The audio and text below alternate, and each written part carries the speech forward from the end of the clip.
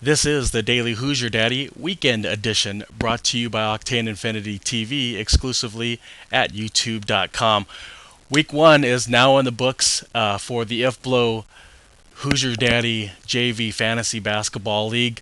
There were only, looks like, 4 games on the Halloween Sunday schedule. Let's hope there were more treats than there were tricks. Let's take a look at the action here. First, it's Edwin versus Renee. When I left you Wednesday night, Edwin led Renee 6-3, and today looks like Edwin benched 3 guys in late today in what appears to be quite a strategic move on his part to lead or retain his lead in turnovers. Renee played all 7 of his eligible players on Sunday. Would Edwin's plan work? Well, Renee didn't have anyone playing in the Warriors-Laker game, so I think the whole matchup was pretty much decided at that point. So smart move by Edwin on holding off on those 3 Golden State Warrior guys because he would have lost turnovers. Renee's team, quite the defensive bunch. They won steals, blocks, and rebounds, but Edwin gets wins in all 3 shooting categories, plus scoring, and he also had that decisive win in assists. However, the icing on the cake, of course, was the turnovers. He won that matchup 75-74, so that gave Edwin a big win over Renee 6-3. The league commissioner is now off to a great start. Now moving on to Mike versus Mike. Early in the week, Evil Mike had to play a little catch up due to not having any players on opening night. He had caught up through Saturday, and so he only trailed 5-4 up until today. Both Mikes had 3 guys playing on Sunday. Unfortunately for Evil Mike, none of the leads changed hands, and truthfully, he was lucky because his team shot 37% from the floor. No thanks to Anthony Morrow going 2 for 9 against the Heat and Al Jefferson shooting 6 of 14 at Oklahoma City. Good Mike was close in grabbing field goal percentage, finishing just 1% short, but he still gets the head-to-head victory over Evil Mike and the Cobra Kai 5-4. Chris took on Adam this week.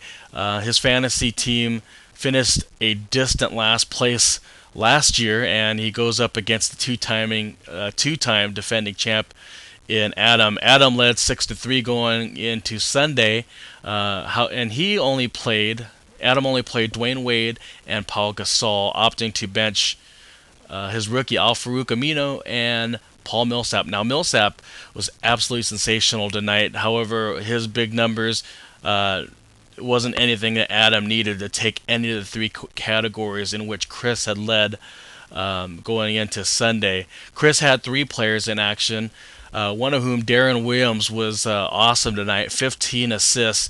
And I tell you, if Adam didn't play Wade or Gasol, I think Chris would have taken assists too.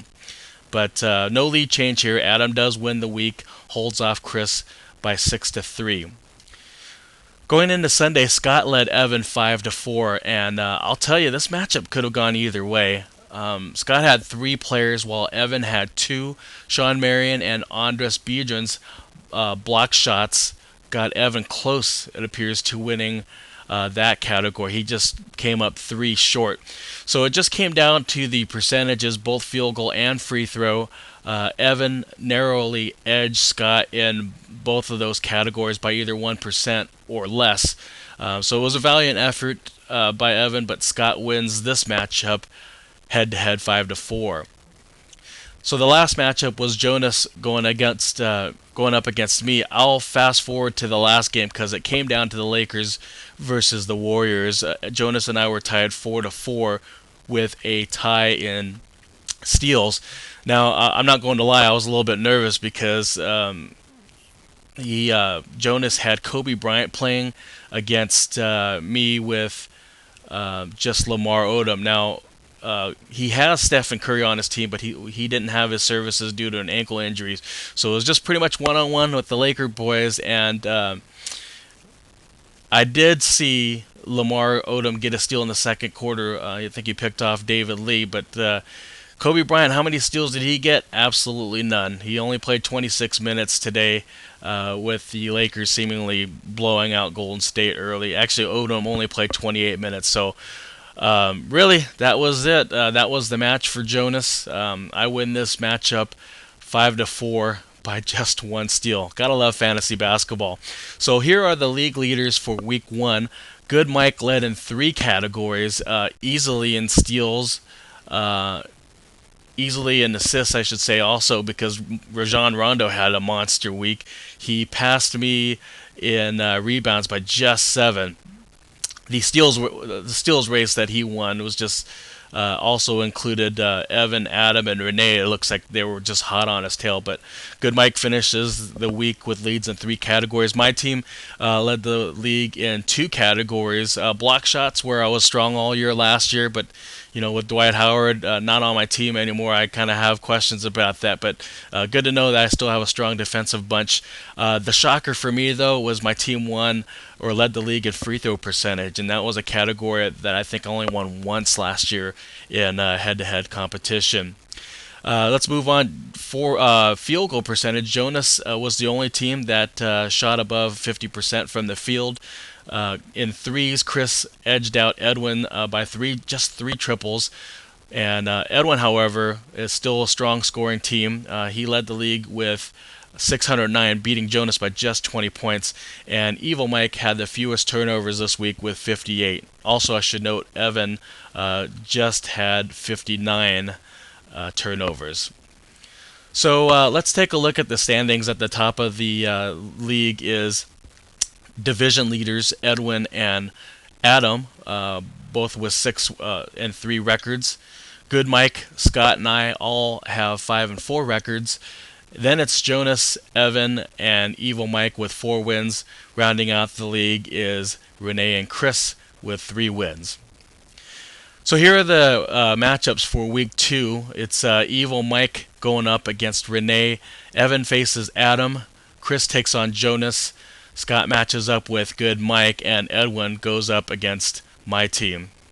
Now on to the waiver wire. There were a few moves that had happened in the last few days. Scott dropped Austin Day of the Pistons and picked up Carlos Delfino of the Milwaukee Bucks. Renee, from what I understand, won a Delfino, so it was a good pickup there, Scott. Renee did surprised me a little bit. It looks like he drops Antoine Jameson and added Tyson Chandler, who's still a pretty good pickup. And then Jonas dropped the guard from Atlanta, Jeff Teague, and added Luke Ridnour. Okay, so that's it here from Octane Infinity TV Studios. This has been Saigon John with the Daily Hoosier Daddy. I'll see you later this week for more fantasy basketball action, and boom goes the dynamite.